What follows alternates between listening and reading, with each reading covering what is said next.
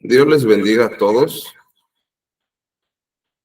Esta es nuestra clase 43. Estamos estudiando el libro de Levíticos.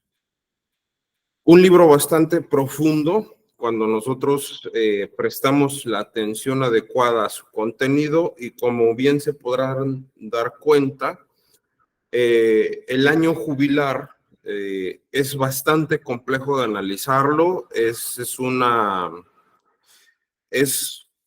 Vamos a llamarle desde el ámbito fenomenológico, es algo muy interesante porque los teólogos no se ponen de acuerdo sobre si es una festividad, sobre si nada más se tiene que ver como una fecha lógicamente relevante, porque como ya estudiamos la semana pasada, en los escritos proféticos de Ezequiel, de Jeremías, de Isaías, se habla tácitamente de esta fecha o de este año, pero hoy vamos a recordar lo que vimos en la clase pasada y al mismo tiempo vamos a estar analizando también cómo se relaciona con las 70 semanas escatológicas del profeta Daniel, que dicho sea de paso, estudiar escatología es bastante complejo, nos demanda un análisis y una profundidad muy, muy elevadas. Y nuestro propósito de la sesión de hoy es que entendamos cómo se relaciona con la vida del creyente.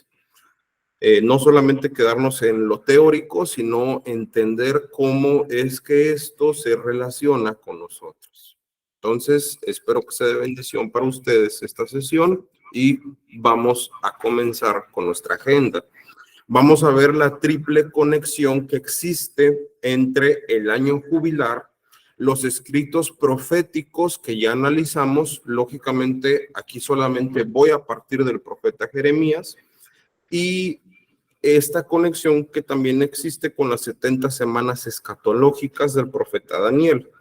Vamos a analizar desde la escatología esta profecía, ¿verdad? Un análisis exegético a Daniel 9, de los versículos 20 al 27, y lógicamente de aquí se desprende la división de las 70 semanas.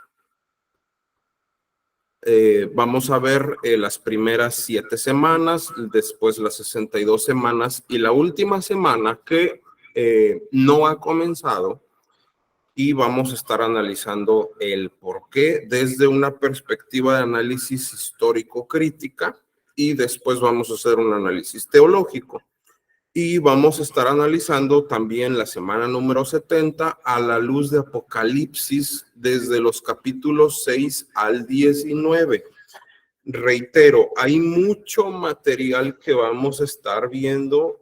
Recuerden que nosotros siempre les pedimos que estén atentos con su Biblia, porque todos vamos a estar leyendo. En caso de que usted no pueda leer, por favor, indíquemelo, porque necesitamos darle velocidad a las lecturas. Amén. Vamos a estar viendo primero esta triple conexión. Para esto vamos a recordar la clase pasada, porque nosotros ya estudiamos, reitero, el contenido profético que está situado detrás del año jubilar. Lógicamente recordamos que el año jubilar es el año donde las casas, las posesiones como las tierras, los esclavos, ¿verdad?, pues regresaban a sus dueños originales, y el corazón de esta enseñanza tiene que ver con el perdón. Sabemos que en el 9º día, que era el día de la consumación del año jubilar, es el día de Yom Kippur, o el día de la expiación.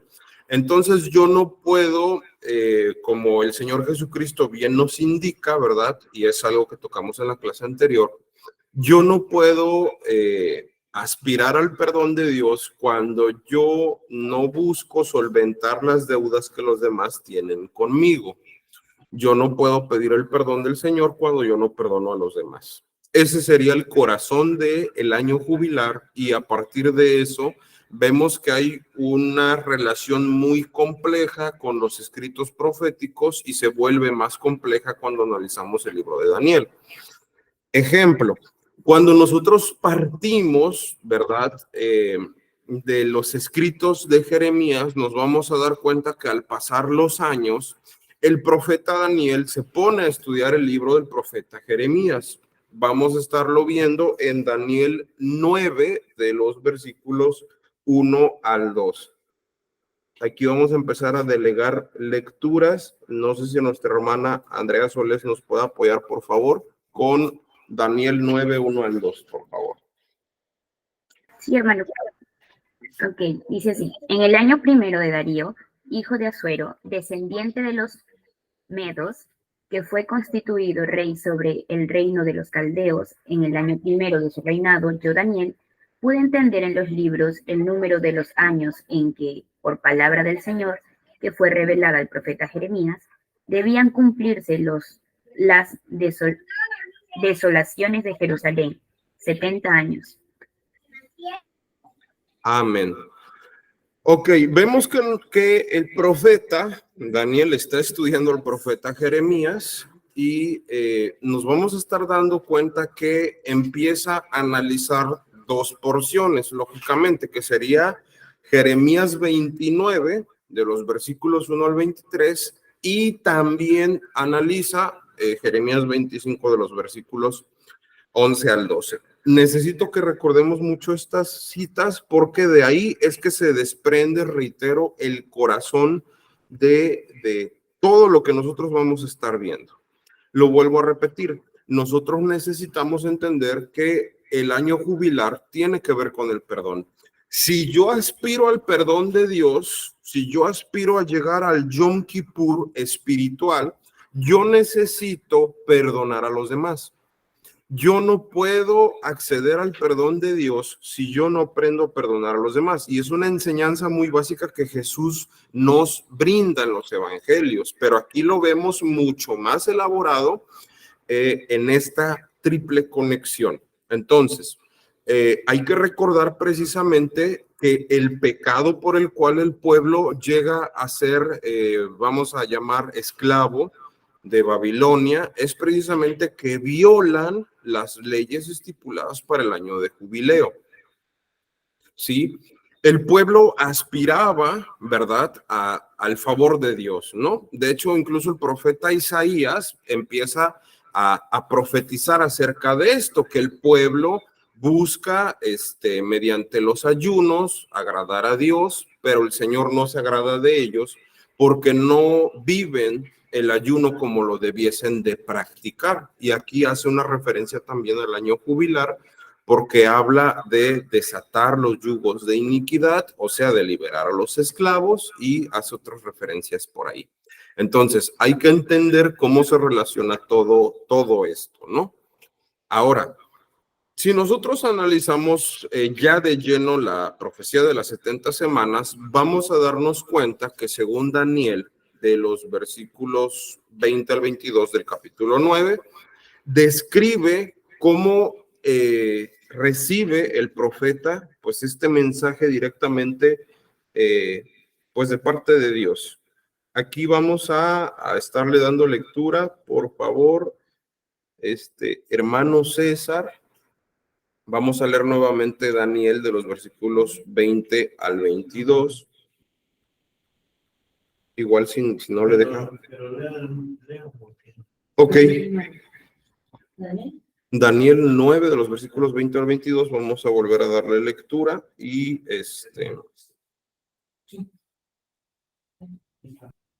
si tienen ok. Profecía de las 7 semanas. Aún estaba hablando, llorando y confesando mi pecado y el pecado de mi pueblo Israel, y derramaba mi fuego delante de Jehová mi Dios por el monte santo de Dios, de mi Dios.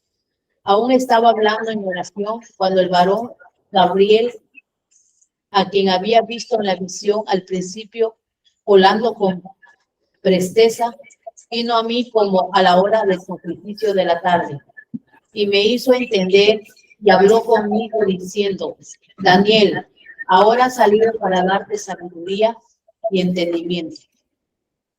Amén. Vamos a empezar a hacer una línea del tiempo. Se las voy a mandar cuando esté finalizada a quienes están en línea, para que podamos comprender qué es todo lo que está pasando, porque sí hay demasiado material de dónde analizar. Lo primero que vemos es esta cita de Daniel 9, donde vemos el recibimiento de este mensaje profético. Vamos a estarlo poniendo por acá. 9 de los versículos 20 al 22, si no me recuerdo. Sí, ok. Y posteriormente vamos a ver ya de una manera totalmente planteada lo que son las 70 semanas, ¿sí? Aquí es muy interesante porque cuando el ángel le da esta revelación al profeta Daniel, algo que debemos de tener muy en cuenta es que hay una serie de 3 elementos que se contraponen y que el mensaje de Dios, precisamente cuando estudiamos los escritos proféticos, nos damos cuenta que la profecía tiene como finalidad en poner en relieve el pecado del pueblo, ¿sí? Dios confronta de una manera directa a su pueblo para que ellos se arrepientan y puedan obtener precisamente, vamos a llamarle así, un nuevo pacto con el Señor. Si leemos muy con detalle los versículos que siguen, vamos a ver que se antepone la rebeldía con la justicia eterna de nuestro Dios. Se antepone el pecado con la visión y la profecía. Y vemos que la iniquidad es un aspecto que se pone en relieve en la oración cuando el profeta Daniel habla de los pecados del pueblo, y por el otro lado la profecía viene a nombrar incluso el ungimiento del Santo de los Santos. Vamos a estar estudiando todo esto con el libro de Apocalipsis.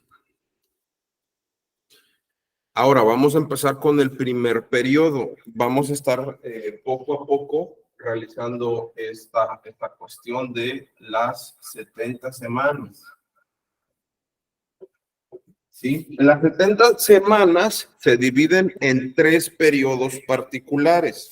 El primer periodo es un periodo de 7 semanas de años. Ojo con eso. Vamos a estar yendo lentamente para que podamos todos ir apuntando. Igual les pido que si tienen su bosquejo sintético a la mano, lo vayan analizando, por favor. Y en el bosquejo sintético, yo les pongo 4 fechas que, reitero, los teólogos no se ponen de acuerdo en cuál de estas fechas hay que tasar la conexión del primer periodo de las 70 semanas con el segundo periodo, porque nosotros vemos que dentro de este primer periodo pudieron haber pasado 4 sucesos. El primero tiene que ver con el decreto de Ciro en el 539 antes de Cristo. Recordemos que el decreto de Ciro era una autorización para que se empezara la reconstrucción, pues ahora sí, del templo, para que el pueblo empezara nuevamente con la vida religiosa. Aquí les voy a pedir, por favor, no sé si nuestra hermana Claudia Ortega nos puede apoyar con la lectura de Segunda de Crónicas 36 de los versículos 22 al 23, y también con la lectura de Esdras capítulo 1 de los versículos 1 al 5, por favor.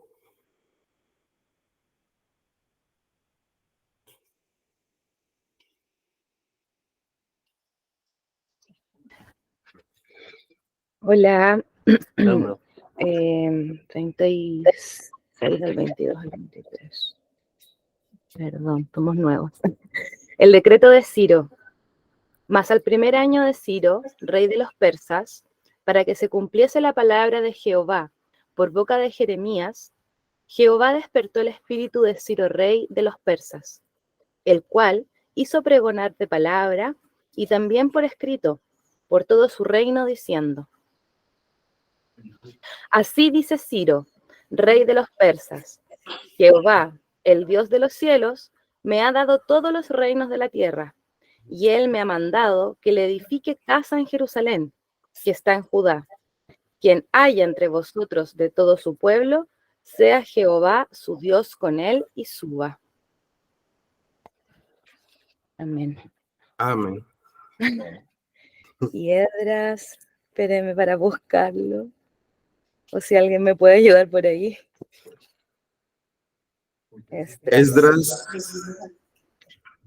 Ok, es Esdras 1, de los versículos 1 al 5. Dice, en el primer año de Ciro, rey de Persia, para que se cumpliese la palabra de Jehová por boca de Jeremías, despertó Jehová el espíritu de Ciro, rey de Persia, el cual hizo pregonar de palabra y también por escrito por todo su reino, diciendo, así ha dicho Ciro, rey de Persia, Jehová el Dios de los cielos me ha dado todos los reinos de la tierra y me ha mandado que le edifique casa en Jerusalén, que está en Judá. Quien haya entre vosotros de su pueblo, sea Dios con él y suba a Jerusalén, que está en Judá, y edifique la casa de Jehová, Dios de Israel. Él es el Dios, la cual está en Jerusalén. Y a todo el que haya quedado en cualquier lugar donde more, ayúdenle los hombres de su lugar con plata, oro, bienes y ganados, además de ofrendas voluntarias para la casa de Dios, la cual está en Jerusalén. Entonces se levantaron los jefes de las casas paternas de Judá y de Benjamín y los sacerdotes y levitas, todos aquellos cuyo espíritu despertó Dios para subir a edificar la casa de Jehová, la cual está en Jerusalén. Muchas gracias, hermana. Vamos a entender un poquito lo que pasa. Cuando nosotros analizamos estos textos, les reitero, el que vamos a tomar es el último decreto que les voy a señalar, pero hay que entender que el pueblo venía de una devastación a causa de Babilonia, a causa de este vituperio que ellos vivieron por violar los preceptos del año jubilar. Ese es el pecado por el cual el pueblo sufre a manos de Nabucodonosor. Entonces vemos que pasan una serie de sucesos, ¿verdad? Se cumplen ciertas profecías, pero aquí reitero, hay un problema de interpretación muy fuerte, porque nosotros vemos en esta primera etapa 4 eventos que si ustedes se ponen a hacer las cuentas desde el 539 antes de Cristo hasta el 444, hay un desfase de aproximadamente 100 años. Lógicamente, no podemos partir desde este primer decreto porque no se estaría hablando propiamente de un periodo de 7 semanas, o sea, de 49 años. Recordemos que aquí se está hablando de semana como año, ¿no? Ojo con esto. El segundo decreto que se vive en esta época que no podemos ocupar, pero que es importante entender para analizar el trasfondo de lo que estaba viviendo el pueblo de Israel, es el decreto de Darío I en el año 519 antes de Cristo. A ver, vamos a ver quién está aquí en videollamada que nos pueda apoyar. Hermano Melvin, ¿puede darle lectura a Esdras 6, 1 al 8, por favor?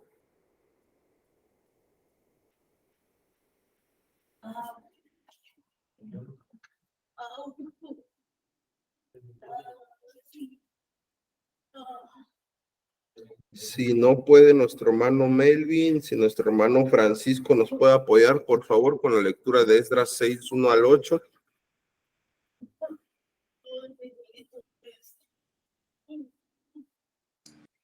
Sí, ¿me escuchan? Amén. Esdras 6, del 1 al 8. Entonces el rey Darío dio la orden de buscar en la casa de los archivos donde guardaban los tesoros allí en Babilonia. Y fue hallado en Acmetá, en el palacio que está en la provincia de Media, un libro en el cual estaba escrito así: Memoria. En el año primero del rey Ciro, el mismo rey Ciro dio orden acerca de la casa de Dios, la cual estaba en Jerusalén. para que fuese la casa reedificada como lugar para ofrecer sacrificios, y que sus paredes fuesen firmes, su altura de 60 codos y de 60 codos su anchura, y 3 hileras de piedras grandes y una de madera nueva, y que el gasto sea pagado por el tesoro del rey, y también los utensilios de oro y de plata de la casa de Dios, los cuales Nabucodonosor sacó del templo que estaba en Jerusalén y los pasó a Babilonia. Sean devueltos y vayan a su lugar, al templo que está en Jerusalén, y sean puestos en la casa de Dios. Ahora pues, Tatnai, gobernador del otro lado del río, Setar-Boznai y vuestros compañeros, los gobernadores que estáis al otro lado del río, alejaos de allí y dejad que se haga la obra de esa casa de Dios, que el gobernador de los judíos y sus ancianos reedifiquen esa casa de Dios en su lugar. Y por mí es dada orden de lo que habéis de hacer con esos ancianos de los judíos para reedificar esa casa de Dios, que de la hacienda del rey que tiene del tributo del otro lado del río sean dados puntualmente a esos varones los gastos para que no cese la obra. Amén. Muchas gracias.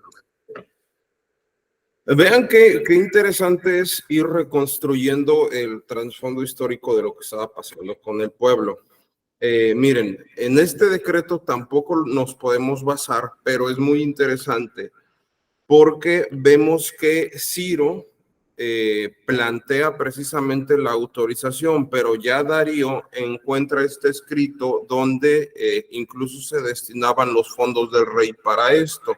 Recordemos que aquí se está cumpliendo parte de la visión que tiene Daniel acerca de la estatua que tiene cabeza de oro, ¿verdad?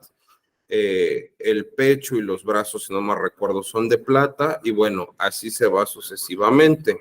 Cada uno de estos segmentos de la estatua y estos materiales tienen que ver con estos reinos. La cabeza sería Babilonia, y descendiendo veríamos al reinado de Ciro y al reinado de Darío. Ahora, vamos a ver también el decreto de Artajerjes, que ya es dado precisamente a Esdras. Ya han pasado algunos años aquí, y Esdras, fungiendo como sacerdote, recibe de parte de Artajerjes autorización especial para poder reiniciar la vida litúrgica, vamos a llamarle así, pues del pueblo de Dios.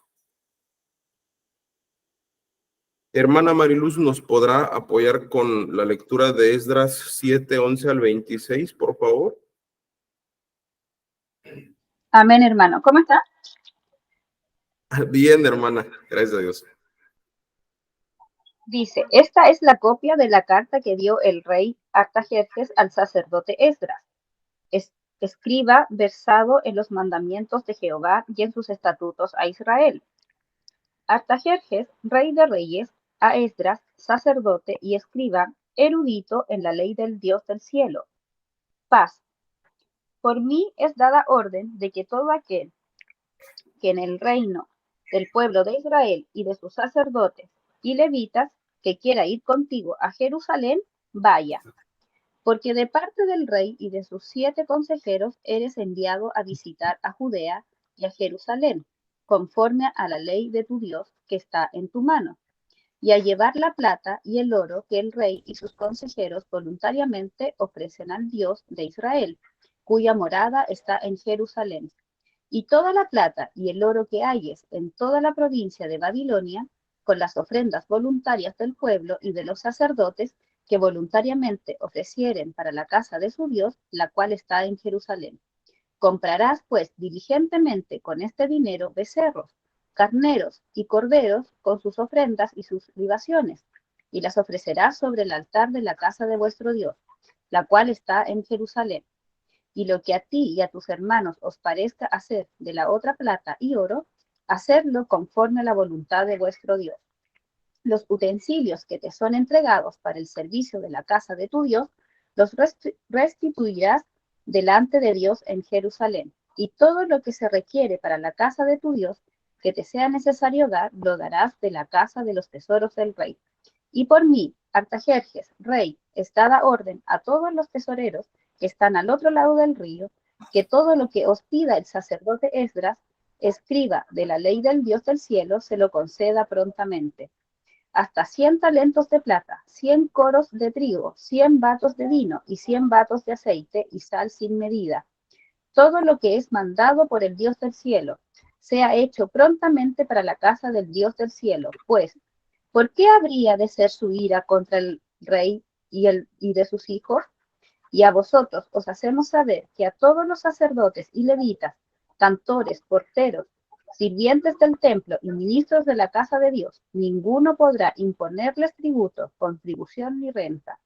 Y tú, Esdras, conforme a la sabiduría que tienes de tu Dios, pon jueces y gobernadores que gobiernen a todo el pueblo que está al otro lado del río, a todos los que conocen las leyes de tu Dios, y al que no las conoce le enseñarás. Y cualquiera que no cumpliere la ley de tu Dios y la ley del rey, sea juzgado prontamente, sea a muerte, a destierro, a pena de multa o a prisión. Amén. Amén. Qué interesante es esto porque vamos a recordar en este punto de esta sentencia que precisamente está planteando este rey Artajerjes, ¿verdad? Una similitud muy grande con lo que encontramos en el libro de Daniel, en el momento de que Nabucodonosor recobra el sentido. Nabucodonosor llega el momento que él reconoce la majestad del Señor y precisamente dice que todo aquel que no adore al Señor, que sea hecho pedazos y aventado a un muladar, o sea, a un tiradero de excremento.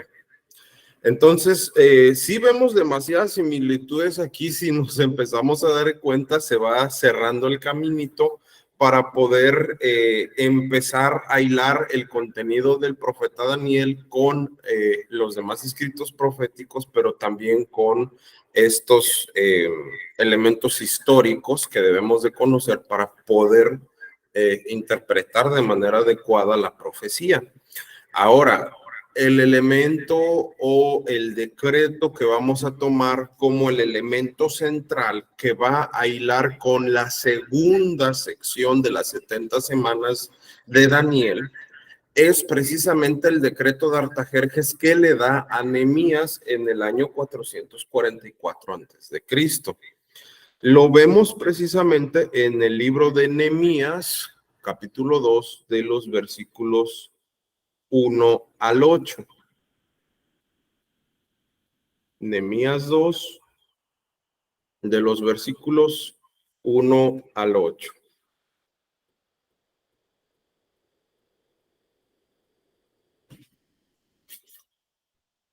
¿Me puedes apoyar, por favor, con la lectura?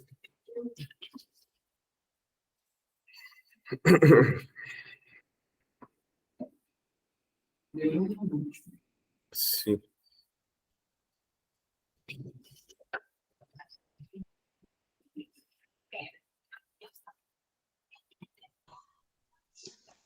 Artajerjes envía a Nehemías a Jerusalén. Sucedió en el mes de Nisán, en el año 20 del rey Artajerjes, que estando ya el vino delante de él, tomé el vino y lo serví al rey, y como yo no había estado antes triste en su presencia, me dijo el rey: ¿por qué está triste tu rostro? ¿Por qué no estás enfermo? Pues no estás enfermo. ¿No es esto sino quebranto de corazón? Entonces temí en gran manera. Y dije al rey: para siempre viva el rey. ¿Cómo no estaré triste mi rostro cuando la ciudad, casa de los sepulcros de mis padres, está desierta y sus puertas consumidas por el fuego? Me dijo el rey: ¿qué cosa pides? Entonces oré a Dios de los cielos y dije al rey: Si le place al rey y tu siervo ha hallado gracia delante de ti, envíame a Judá, a la ciudad de los sepulcros de mis padres, y la reedificaré. Entonces el rey y la reina estaba sentada junto a él. ¿Cuánto durará tu viaje y cuándo volverás? Y agradó enviarme, después que yo le señalé tiempo. Además dije al rey, si le place al rey, que se den cartas para los gobernadores al otro lado del río, para que me franqueen el paso hasta que llegue a Judá. Y carta para Asaf, guarda del bosque del rey, para que me dé madera para maderar las puertas del palacio, de la casa, y para el muro de la ciudad, y la casa en que yo estaré. Y me lo concedió el rey, según la benéfica mano de mi Dios sobre mí. Amén. Está muy, muy bonito ese texto, más cuando nos dedicamos a misiones. Yo creo que es muy padre ver cómo Dios literalmente provee para la edificación. En todos los sentidos Dios provee. Vean qué interesante es analizar este marco histórico, porque a partir de él vamos a estar semblanteando precisamente todo lo que tiene que ver con el aspecto escatológico. Vemos también que existe una segunda división que dura 62 semanas. Hagamos ahí la conversión por 7 para ver cuántos años serían. Y bueno, este periodo es lo que les comentaba. Vamos a tomar el decreto de Artajerjes que le da a Nehemías en el 444 a.C., hasta la entrada triunfal del Señor Jesucristo a la ciudad de Jerusalén en el 32 después de Cristo. Les recuerdo algo, el calendario gregoriano no tiene que ver nada con el calendario judío. Recordemos que hay una diferencia de 5 días en el calendario que se ocupa. Entonces, para que vaya usted haciendo ahí la conversión de los años. En este periodo, según Daniel, se va a registrar precisamente la muerte de nuestro Señor Jesucristo. Ojo con esto, vamos a estarlo analizando en Daniel 9:26. Vean qué interesante es cómo vamos analizando todos estos pasajes en una correlación. Dice la palabra del Señor.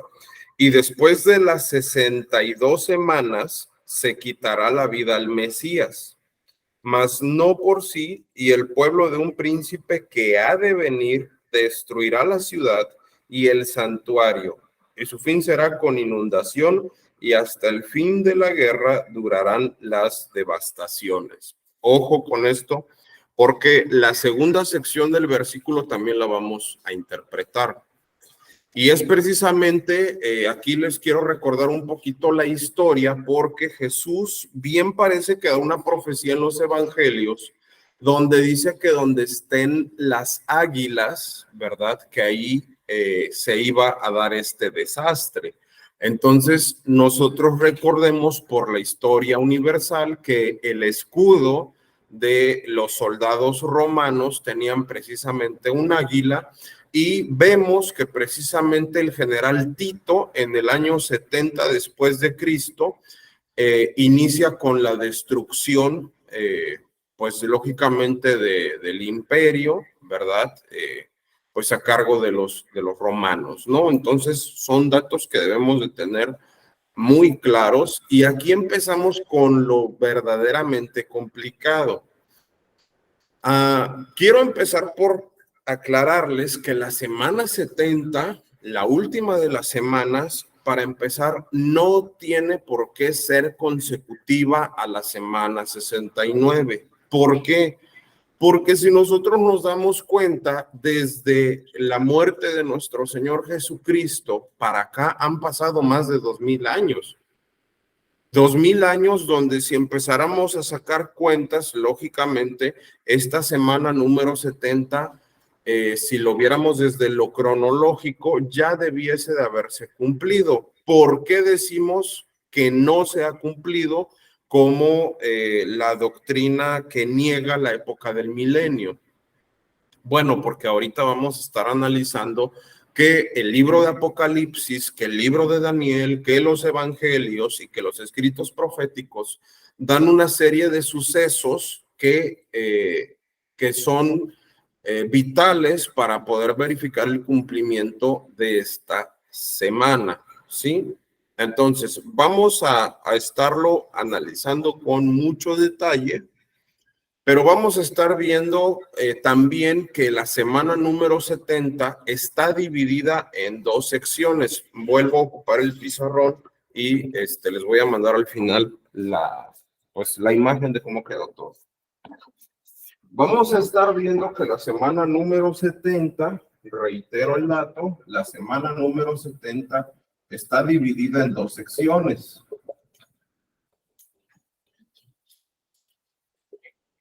Que la primera son 3 años y medio de paz, donde vamos a estar viendo que precisamente el anticristo hace una alianza con el pueblo judío, ¿verdad?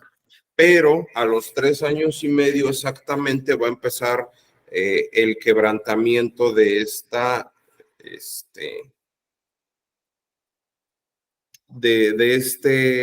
este pacto. Hermana Claudia, ¿tiene la mano levantada?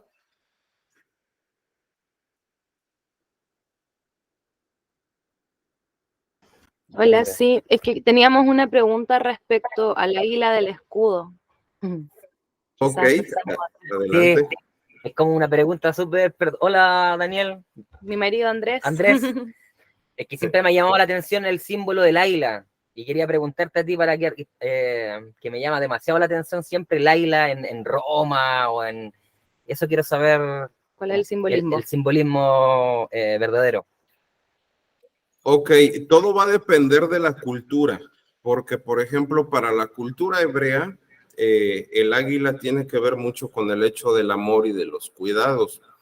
En el libro de los Salmos, nosotros leemos literalmente que el Señor dice que lleva a su pueblo como el águila lleva a sus aguiluchos, ¿sí? Y cuando nosotros analizamos la naturaleza, nos vamos a dar cuenta que, pues, cuando se empieza a enseñarle a los aguiluchos a volar, pues el águila, ¿verdad?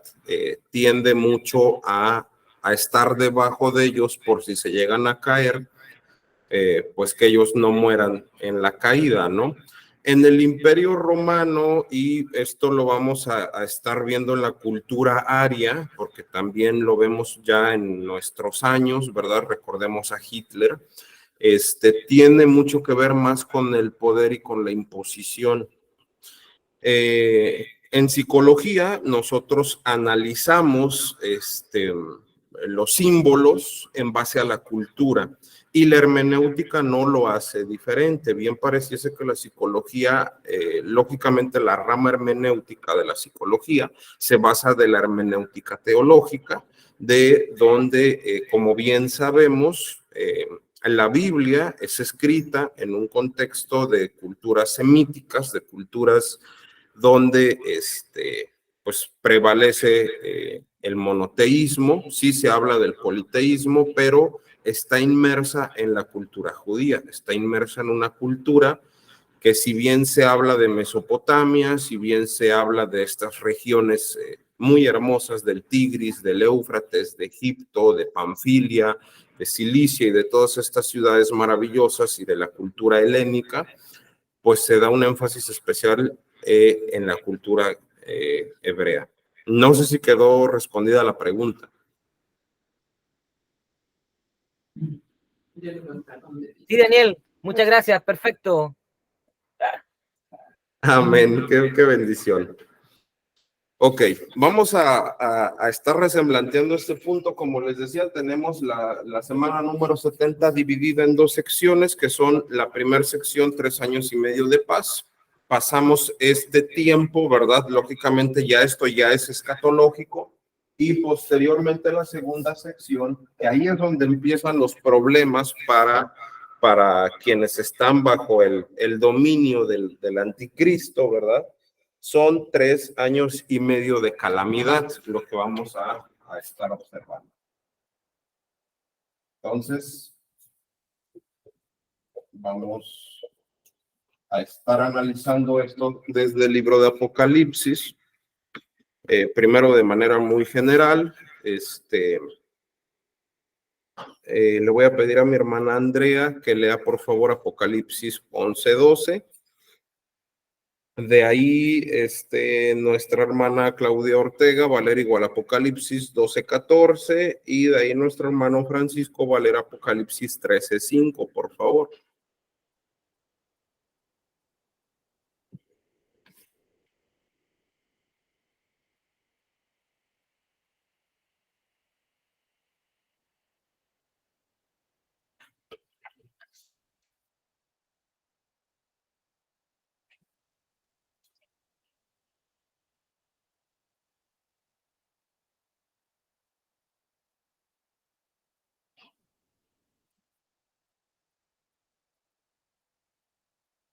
Creo que hay un problema ahí de conexión. Voy a leerles Apocalipsis 11:12. Dice lo siguiente.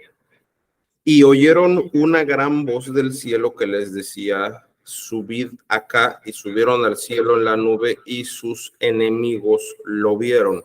¿De quién está hablando aquí?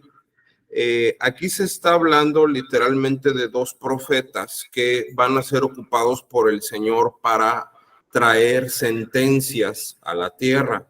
Recordemos que una de ellas es convertir todas las aguas en sangre y la segunda es permitir que descienda fuego. Ojo con eso. Vamos con Apocalipsis 12:14, por favor.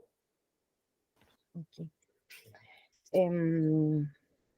Y se le dieron a la mujer las 2 alas de la gran águila, para que volase de delante de la serpiente al desierto, a su lugar, donde es sustentada por un tiempo, y tiempos, y la mitad de un tiempo.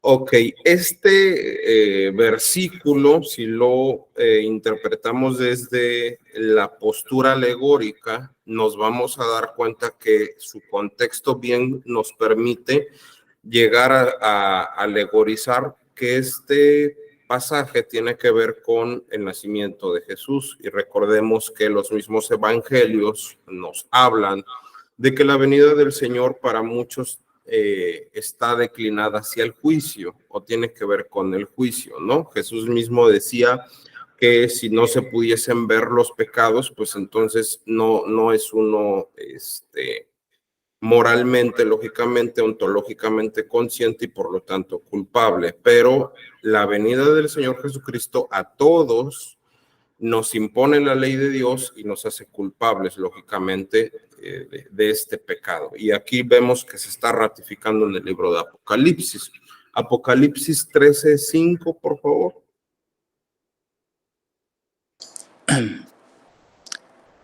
Apocalipsis 13:5. También se le dio boca que hablaba grandes cosas y blasfemias, y se le dio autoridad para actuar 42 meses. Ok, aquí, gracias hermano, estamos analizando también este trabajo de la bestia. Hay 2 bestias, pero esta bestia en particular tiene la facultad de matar a los santos. Ojo, porque esto lo vamos a estar viendo mucho más a detalle más adelante, pero estudiar el Apocalipsis o analizarlo de esta forma tiende a ser muy complejo porque se ocupa mucho método alegórico para interpretación, pero tiene que ver con el juicio que la bestia va a ejercer con este periodo de tribulación. Ahora, ¿qué es lo que pasa acá? Quiero que entendamos esta parte. Nosotros vamos a estar en el proceso del tribunal de Cristo.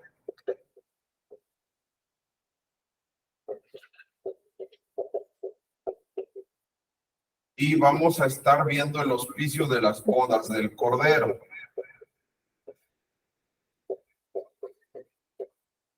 Mientras que las personas que estén sufriendo en la tierra van a estar viviendo precisamente este periodo previo a la tribulación que se va a vivir de manera eterna, ¿verdad? Aquí recordemos que hay que estar haciendo mucho contraste, porque la vivencia de los santos no va a ser aquí en el periodo de sufrimiento, va a ser en el cielo, reitero, en el tribunal de Cristo para ser recompensados, y vamos a estar viendo el desposorio de la iglesia con el Señor Jesucristo. Vamos a estar viviendo las bodas del Cordero.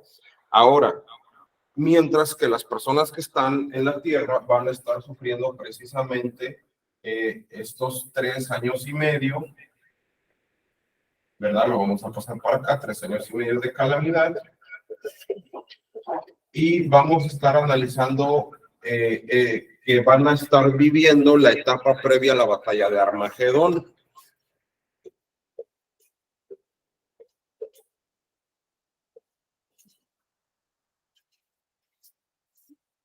Les reitero, sé que es demasiado contenido, pero les suplico que vayan viendo también su bosquejo sintético.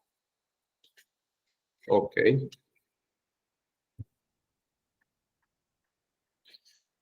Vamos a estar estudiando esta semana 70 a la luz del libro de Apocalipsis. Pasan 3 ayes, que esto quiere decir que son situaciones de dolor. Los ayes tienen que ver con el dolor. Y vamos a estar viendo el accionar de 3 ángeles, y también vamos a estar viendo qué es lo que pasa en los cielos. Recordemos que, vuelvo a lo mismo, mientras los santos del Señor estemos en gloria, estemos con estos maravillosos beneficios que se van a vivir en el cielo, aquí va a haber un proceso muy horrible de tribulación.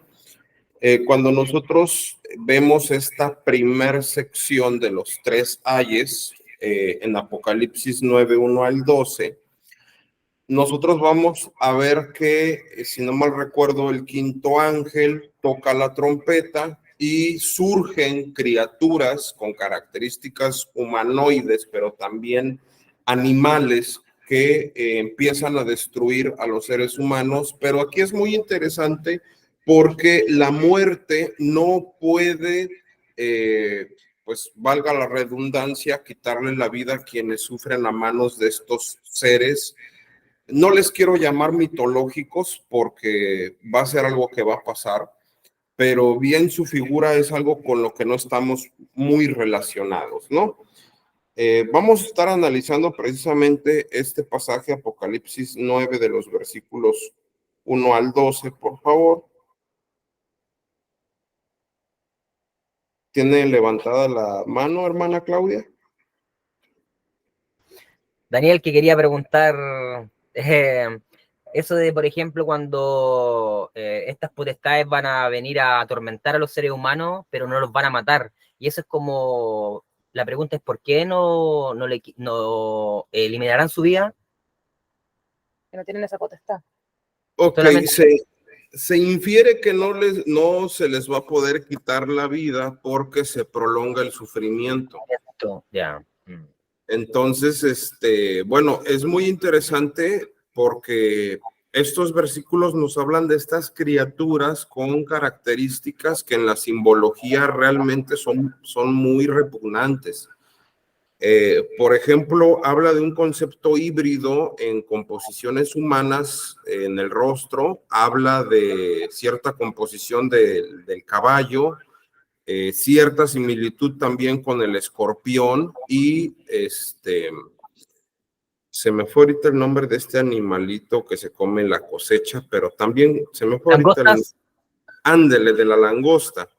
Entonces, cuando se habla de la langosta, en la simbología se habla también de la organización y de los ejércitos.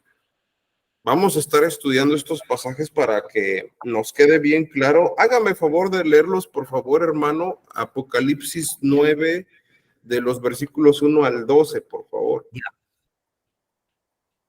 El 5º ángel tocó la trompeta y vi una estrella que cayó del cielo a la tierra, y se le dio la llave del pozo del abismo, y abrió el pozo del abismo, y subió humo del pozo como humo de un gran horno, y se oscureció el sol y el aire por el humo del pozo. y del humo salieron langostas sobre la tierra, y se les dio poder, como tienen poder los escorpiones de la tierra, y se les mandó que no dañasen a la hierba de la tierra, ni a cosa verde alguna, ni a ningún árbol, sino solamente a los hombres que no tuvieron el sello de Dios en su frente.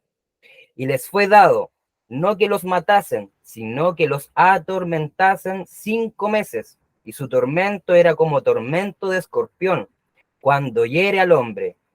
Y en aquellos días los hombres buscarán la muerte, pero no la hallarán, y ansiarán morir, pero la muerte huirá de ellos.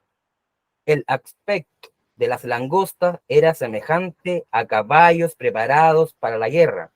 En las cabezas tenían como coronas de oro, sus caras eran como caras humanas, tenían cabello como cabello de mujer, sus dientes eran como de leones.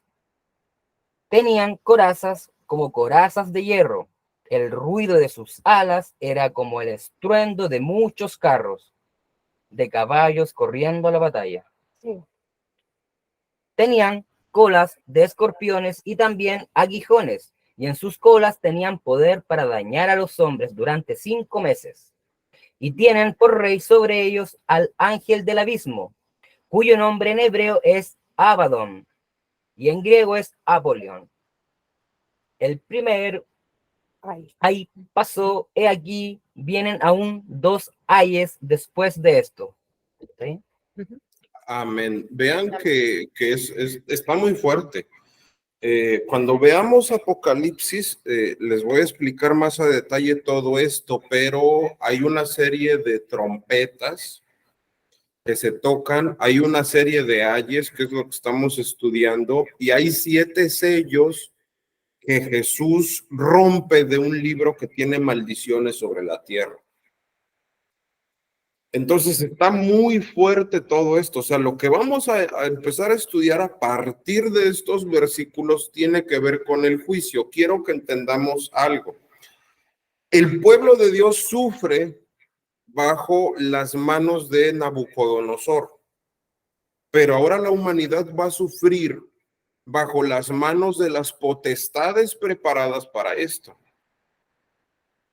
Hay un paralelismo entre el sufrimiento del pueblo que no obedece las estipulaciones del año jubilar y el pueblo de Dios en la actualidad que no desea perdonar.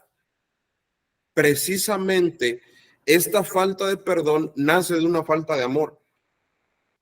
El apóstol Pablo enseña en 1 Corintios 13 de los versículos 4 al 8 que el amor todo lo puede y todo lo soporta.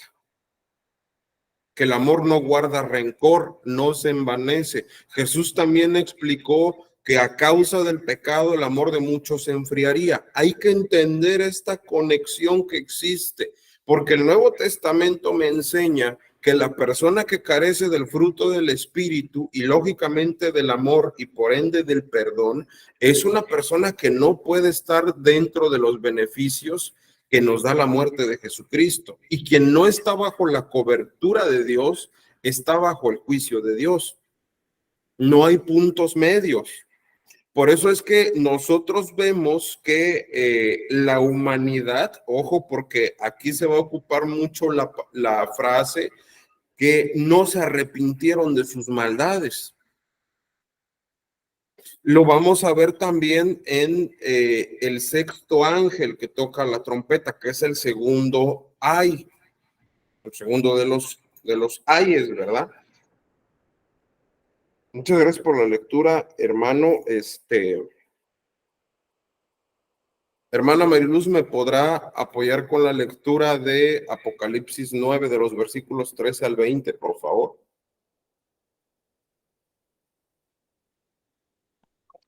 El sexto ángel tocó la trompeta y oí una voz de entre los 4 cuernos del altar de oro que estaba delante de Dios, diciendo al sexto ángel que tenía la trompeta: desata a los 4 ángeles que están atados junto al gran río Éufrates.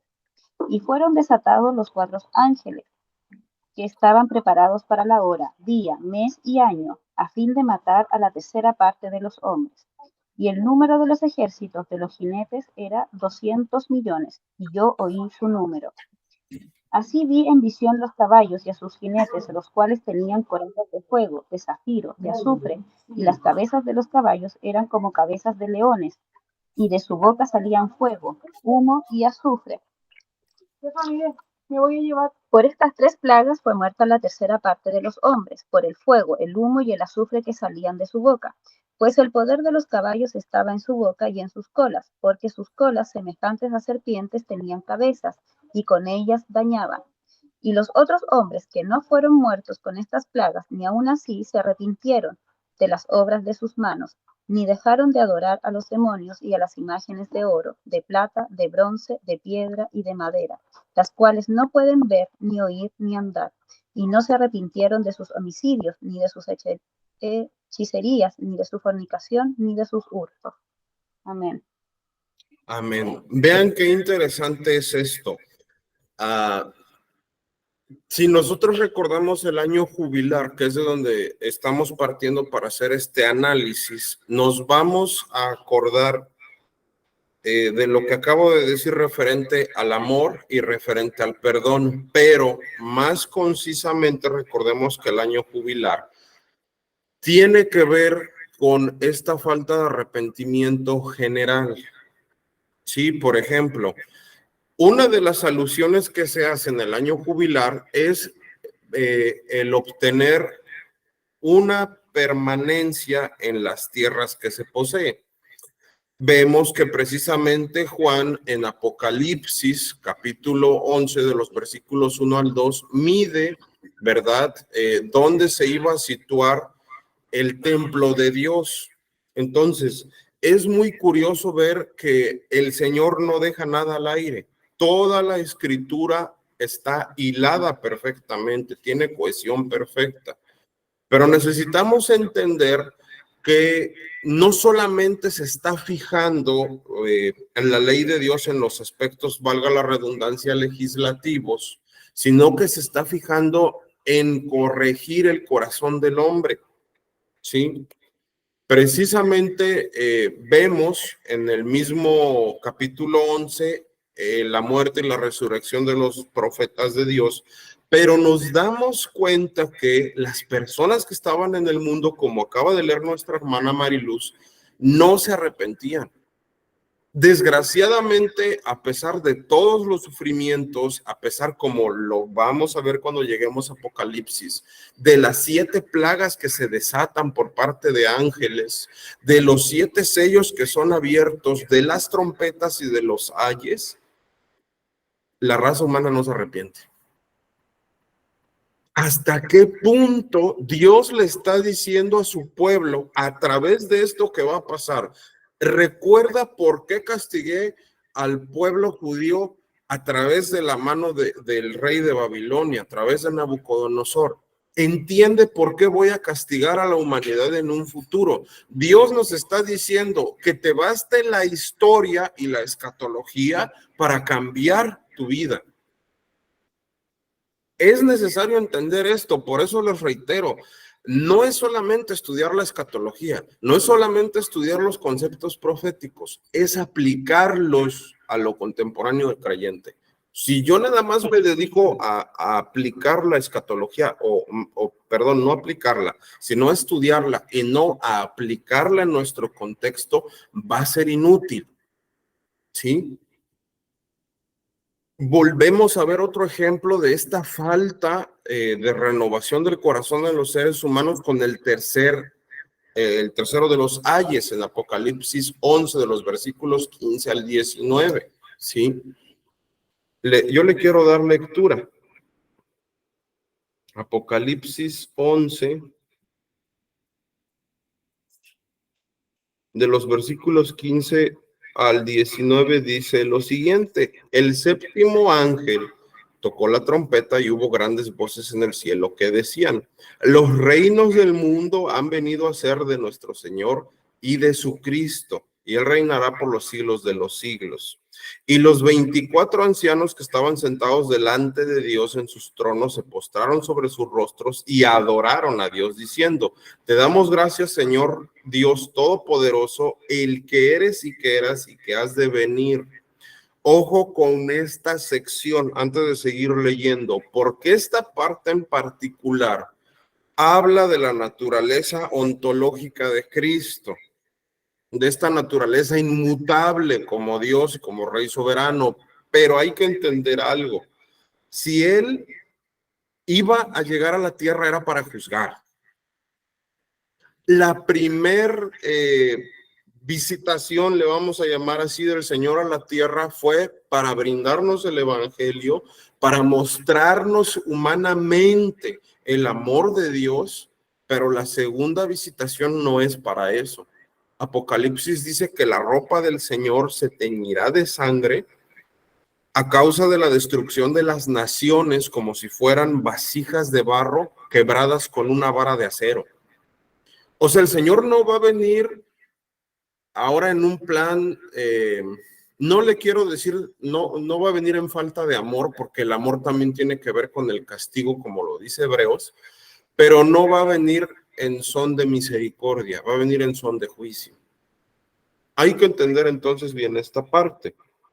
Sí, dice: porque has tomado tu gran poder y has reinado, y se airaron las naciones, y tu ira ha venido, y el tiempo de juzgar a los muertos, y de dar el galardón a tus siervos los profetas, a los santos y a los que temen tu nombre, a los pequeños y a los grandes, y de destruir a los que destruyen la tierra. Y vean qué fuerte es esto, dice: y el templo de Dios fue abierto en el cielo, y el arca de su pacto se veía en el templo, y hubo relámpagos, voces, truenos y un terremoto y grande granizo. La versión LBLA habla de que el granizo pesa 34 kilos, para que nos demos una idea, ¿sí? Y cuando hablamos de este terremoto, como se los puse ahí en el bosquejo sintético, van a morir más de 7,000 personas. Va a dividir a la tierra en 3. O sea, no es una cosa pequeña. Por ejemplo, nosotros estamos a miles de kilómetros de distancia, los que estamos conectados, bendito sea el Señor, que su palabra llega a varios rincones de la tierra. Pues imagínense que, no sé, que desde México hasta Perú haya una franja. O sea, nada más es imaginarlo y tú dices, pues qué tremendo, porque ni el mar de Veracruz mide tanto, ¿no? Ni el Golfo de México mide tanto. Escuché una manita levantada por ahí. Daniel, que yo me imagino, por ejemplo, que acá en Chile estamos acostumbrados a los terremotos, y el último fue como grado 9 y estábamos todos aterrados. Me imagino lo que va a venir, así como, ni siquiera quiero pensar.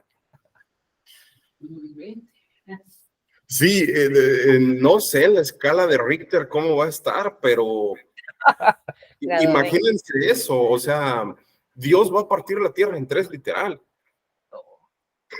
O sea, no es nada fácil, ¿no? Cuando estudiamos Apocalipsis, hermanos, tomo este comentario de nuestro hermano, es el libro de los juicios y de la revelación de Jesucristo. Este es el libro por excelencia que los teólogos tienen que estudiar para enamorarse del Señor, que todo creyente debe de estudiar para enamorarse de Dios. Reitero, en los juicios está el amor de Dios. Sé que a lo mejor ahorita no suena como muy lógico, pero cuando trabaje con ustedes Apocalipsis, lo vamos a atesorar mucho en el corazón. El Señor en esta porción es adorado en los cielos. Pero recordemos que el Cordero de Dios, ¿verdad? El Agnus Dei, me viene mucho esta liturgia latina tan preciosa que dice: Quo Agnus Dei quitoli peccata mundi miserere nobis, Cordero de Dios que quita el pecado del mundo, ten misericordia de nosotros, porque esta liturgia habla del cordero que está encima del libro con los 7 sellos. Y reitero, son libros que tienen maldiciones para con la humanidad. Pero se dice que todos los seres angelicales están adorando al Señor en este momento. Yo se los digo y créanme que me trabo porque me dan ganas de llorar, pero es tan maravilloso, o sea, estudiar el Apocalipsis así, estudiar que el Señor va a juzgar a la tierra por falta de amor, porque realmente esa es la sentencia para la tierra. Cuando nosotros somos faltos de amor, no cumplimos la ley de Dios. Eso es lo interesante. O sea, si yo estoy lleno del Espíritu Santo, produzco su fruto. Y eso se revela en amor. Amor, gozo, paz, paciencia. Pero recordemos que lo primero es el amor. Y vean qué interesante, porque cuando nosotros estamos viendo, entendemos todo este trasfondo del Nuevo Testamento, entendemos el Antiguo Testamento y lo aplicamos acá, nos vamos a estar dando cuenta de esto que estamos diciendo. Realmente el juicio de Dios se va a basar por la falta de amor de la humanidad. Eso es el punto focal. Si yo no puedo perdonar, es porque me estoy volviendo más juez y verdugo que el Señor mismo, porque el Señor en esta etapa de la gracia todos perdonan, ¿no? Ahora, vemos este punto de la adoración celestial que se basa en el carácter de Jesús como juez. Reitero, bien pareciese que las ideas se llegan a divagar un poco, pero no es que estemos divagando, es que hay que entender que el núcleo que estamos estudiando de las Escrituras nos demanda entender precisamente de dónde nace el juicio, de dónde nace la necesidad, vamos a llamarle así, de que entendamos que el pueblo de Dios va a ser juzgado, que toda la tierra va a ser juzgada. Si yo no entiendo eso, entonces no voy a poder interpretar de manera adecuada, ¿no? Y reitero, quiero regresarme al inicio para que comprendamos esto. Debo de entender que yo no puedo aspirar al perdón de Dios si yo no soy capaz de perdonar. El año jubilar culminaba con el día de la expiación, donde el sumo sacerdote llegaba, derramaba sangre 3 veces para expiar sus pecados, los del pueblo, ¿sí? Y los de las demás orden sacerdotal. Dios está dispuesto a perdonarnos. El problema es que nosotros no estamos dispuestos a perdonar a los demás. Entonces Dios nos dice el día de hoy esto a través del estudio de la Escritura. No me pidas mi perdón si tú no estás dispuesto a perdonar. Ese es el punto focal.